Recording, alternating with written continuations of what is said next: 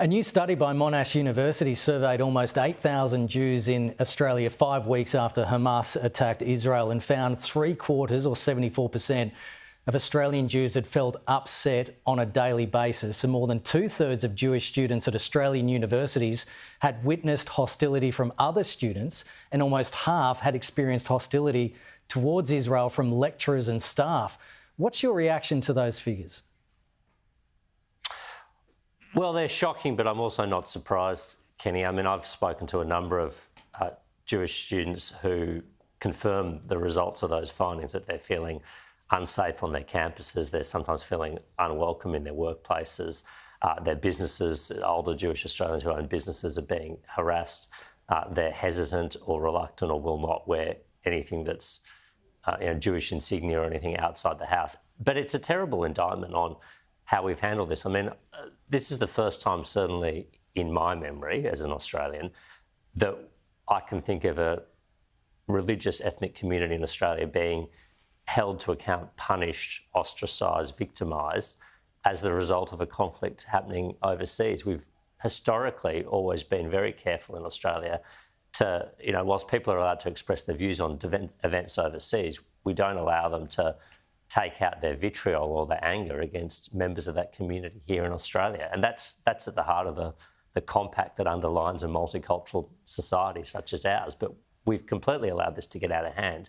And it's really been a failure on our political leaders and law enforcement responding to their concerns that we haven't put a stop to this.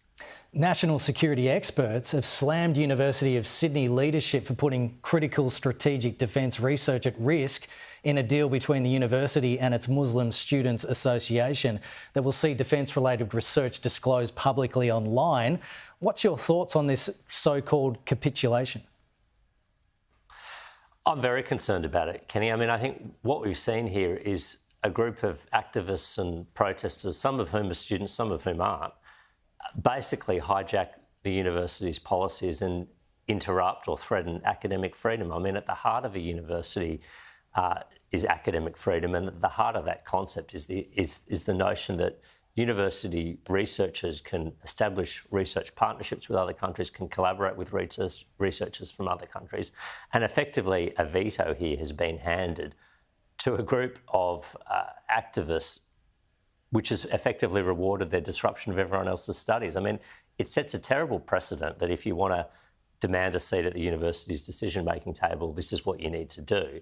But it also imperils academic freedom, and it will hurt if Sydney University now has to give a veto to these groups and allow them to cast their eye over any research partnership. I mean, what's next? Where will this end? And I commend the courage of other universities who've refused to give in to these sorts of demands from protesters and said, you've got a right to protest, but you don't have a right to threaten our academic freedom, and you don't have a right to disrupt the lives of other students.